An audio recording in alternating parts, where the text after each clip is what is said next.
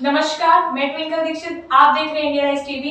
आइए नजर डालते हैं आज की कुछ खास खबरों पर। 32वें फाउंडर्स डे का दूसरा दिन सेठ MR जयपुरिया स्कूल विनीत खंड गोमती नगर लखनऊ के 32वें फाउंडर्स डे के दूसरे दिन का आयोजन एक रंगारंग उत्सव के रूप में हुआ, जिसमें विज्ञान, साहित्य, कला और शिल्प की प्रदर्शनी का आयोजन किया गया।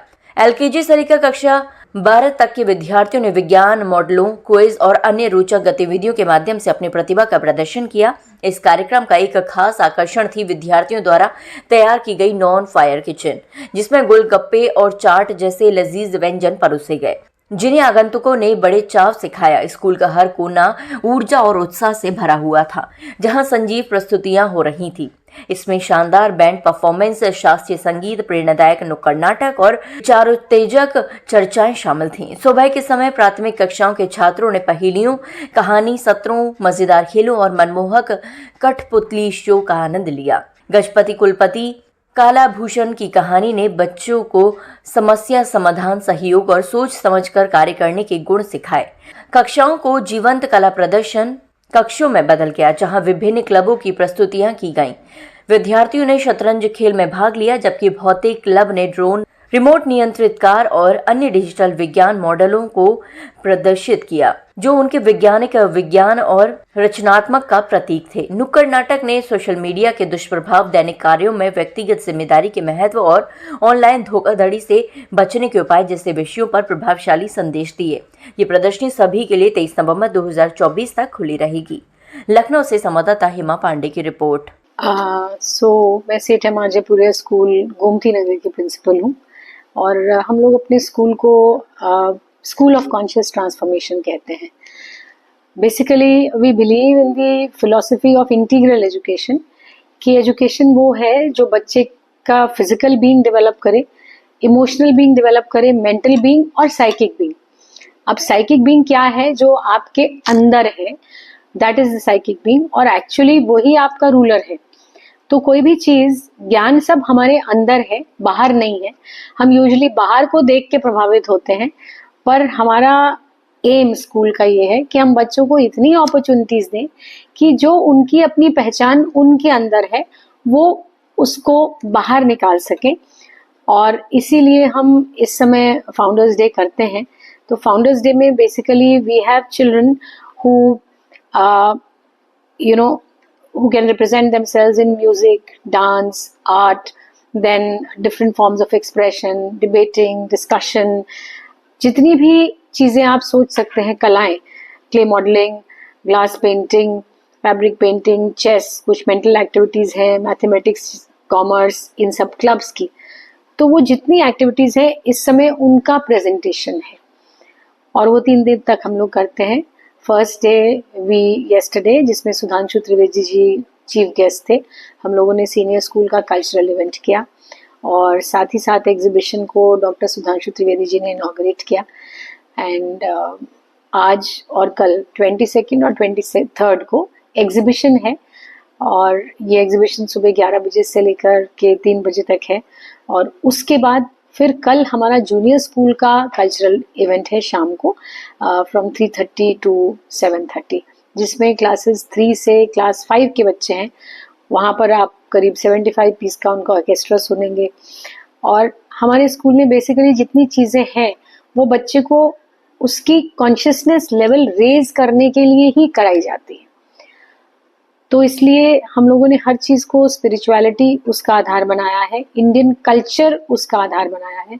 कोई भी चीज़ को हम अपने इंडियन कल्चर से डिसोसिएट नहीं करना चाहते। तो जितने डांस फॉर्म्स होंगे वो भी क्लासिकल डांसेस होंगे, Bharatanatyam, Kathak, folk dances India के, उस पे केंद्रित होंगे।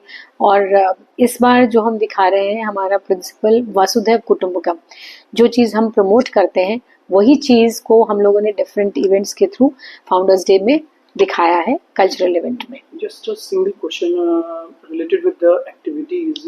Nowadays, how much important are these types of activities? मतलब एजुकेशन से हटकर ये कितना इम्पोर्टेंट है बच्चों को आगे ग्रोन अप करने के लिए? क्योंकि आमतौर पर सारे स्कूल एक्टिविटीज पे समय फोकस्ड हो रहे हैं, लेकिन क्या ग्रोथ होती है इससे और क्या एक अनुमान ऐसे शिक्षाविद के तौर पे आप समझते हैं? ये एजुकेशन से हटके नहीं है, इसलिए हमारे स्कूल में हम इसको एक्स्ट्रा करिकुलर नहीं कहते, को करिकुलर कहते हैं। हमारे लिए एजुकेशन इज ऑल एनकम्पसिंग, जिसमें physics, chemistry, geography, English, Hindi, इन सब का ज्ञान जरूरी है, पर इस सब के साथ साथ ऐसी अपॉर्चुनिटीज भी बच्चे को होनी चाहिए कि वो इस ज्ञान को प्रैक्टिकली अप्लाई कर सके। अगर आपने इंग्लिश भाषा को केवल किताब से सीखा और फिर उसके बाद आपके पास कोई ऐसी अपॉर्चुनिटी नहीं है जिसमें आप कुछ भी डिस्कशन करें या डिबेटिंग करें, तो आपकी भाषा भी उजागर नहीं हो सकती बहुत ज़्यादा, और साथ ही साथ आपके विचारों और भाषा में सामंजस्य नहीं होगा, दोनों अलग अलग बॉक्स में रहेंगी। और ये सब चीज़ें आज के परिप्रेक्ष्य में और ज़्यादा इसलिए ज़रूरी हैं कि अब ये बच्चे जब आगे 5 साल बाद जिस करियर की सोचेंगे वो करियर नहीं है जो कि हम लोग 10 साल पहले से प्रिवलेंट है। धीरे धीरे करियर के वर्ल्ड में, प्रोफेशन के वर्ल्ड में बहुत चेंजेस आते जा रहे हैं और हम नहीं जानते कि 5 साल के बाद किस तरीके के करियर्स होंगे। तो फिर हम ऐसे में क्या कर सकते हैं? हम उनके स्किल्स डेवलप कर सकते हैं, उनके विचारों की शक्ति, अपने आप को एक्सप्रेस करने का कॉन्फिडेंस और भाषा का ज्ञान, और साथ साथ इंक्विजिटिव होना और हर चीज के बारे में सोचना, और कोई भी प्रॉब्लम हो तो उसको सॉल्व करना, finding the solution. These are the skills we want our children to develop. और साथ साथ बहुत इंपॉर्टेंट कि सबके साथ मिलकर चलना, क्योंकि आप जानते हैं कॉर्पोरेट वर्ल्ड धीरे धीरे बढ़ता जा रहा है। आप अकेले कितने भी सक्षम हो, लेकिन आप अगर अकेले काम करेंगे तो आपका काम इतना कम होगा, और जब आप मिल के काम करेंगे तो खूबसूरती भी ज्यादा होगी और वो रेलेवेंट भी ज्यादा होगा। जहाँ तक देखा जाए, एक नई शिक्षा नीति जो सरकार द्वारा लाई गई है, इसमें काफी बदलाव किए गए हैं, शायद वो पॉजिटिव और निगेटिव। आपके दृष्टिकोण से अभी भी कौन से ऐसे पक्ष हैं जो शिक्षा में छूते रह गए हैं अभी, जिनको हमें और छूना चाहिए, जिससे काफी कुछ और इम्प्रूवमेंट बच्चों में और एक सामंजस्य बैठाने में हमें उपयोगी हो सकती है?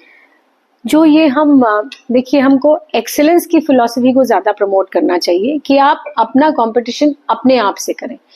ये बदलाव बहुत जरूरी है कि हम लोग ने, मार्क्स तो खैर जरूरी है और हम लोग भी इस चीज पे बहुत फोकस करते हैं अपने स्कूल में, क्योंकि बच्चे को अगर कॉलेज में एडमिशन मिलना है तो मार्क्स उसके लिए आवश्यक है, और हम भी चाहेंगे कि हमारे बच्चे अच्छे कॉलेजेस में जाएं।